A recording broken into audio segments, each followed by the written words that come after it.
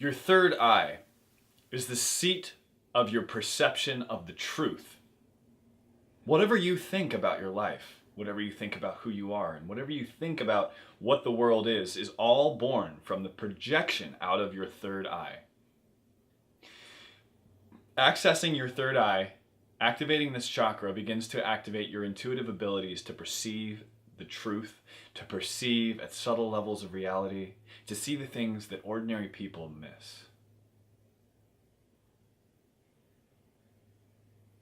And silence is one of the virtues that cultivates the third eye. Can you sit in silence with yourself? Just allowing yourself to perceive every little thing that's going on around you. And if not, maybe it's time to start practicing.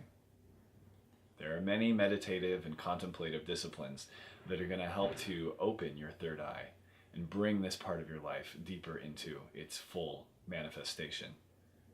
This is what monks cultivate when they go and sit on the mountaintop for weeks at a time, and they come back with that mysterious look in their eyes that they can see more. What they see, they don't tell you, but you know they're seeing more. It's because their third eye is open. The third eye will let you perceive the intentions of others, the feelings of others, in some cases even the aura of other people. But the third eye can be blocked just like any other chakra. The third eye gets blocked and you begin to feel a sense of confusion about the truth of your life. For many, this means constant distraction. It means being in a situation where you're constantly going on your phone or your computer or clicking on Facebook or trying to distract yourself for no good reason. The third eye brings clarity, understanding to your life.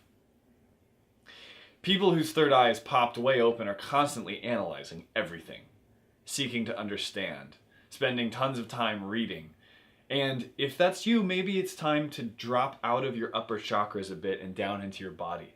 Do some more exercise. Go dance. Do something that's basic and primal.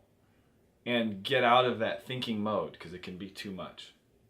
But for those of you who don't place learning and meditation and contemplation high on your value list, maybe it's time for you to practice that more. Maybe it's time for you to pick an interesting book and read that this month.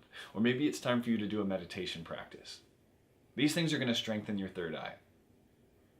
The third eye is also the seat of the so-called intuitive, magical powers that humans have, like being psychic. The truth is that we're all psychic. You're reading thoughts all the time, you just haven't learned to discern what's yours and what's not yours. When you walk into a crowded room or a bar, you're going to be picking up on all the other energies and thoughts that are spinning around in what we call the ether, the invisible world beyond the physical reality that connects us all. And your third eye is what perceives the ether. Well, if you haven't learned this kind of information or realized that many of the thoughts you're having in your head aren't your thoughts, it can be kind of a startling realization when you begin to walk through a venue and begin to see, oh my God, that wasn't my thought. Whose thought was that? It's cool too though, because you realize you're more tapped in than you thought you were, and you're more connected to everything than you thought you were. All of this tends to happen through that third eye. The endocrine gland associated with the third eye, by the way, is called the pineal gland, and I highly recommend you do a little research on this. The pineal gland is one of the most revered symbols in the ancient world. It was depicted as a pine cone, because that's basically what it looks like if you can see a map of the brain. A little tiny pine cone that secretes some very important hormones related to our dreams, related to what happens when we die.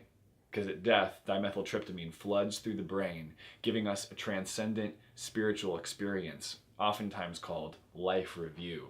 This is the last scene of the movie where the main character reviews all the choices they've made in their life. And when you do a major drug trip, or even when you have a very intense or traumatic life experience, this chemical can flood the brain and give you those mystical experiences that people often talk about. And that maybe if you're a spiritual seeker, you're eager to have one. Well, I can tell you that you don't need to go and have a near-death experience to have one of these mystical awakenings.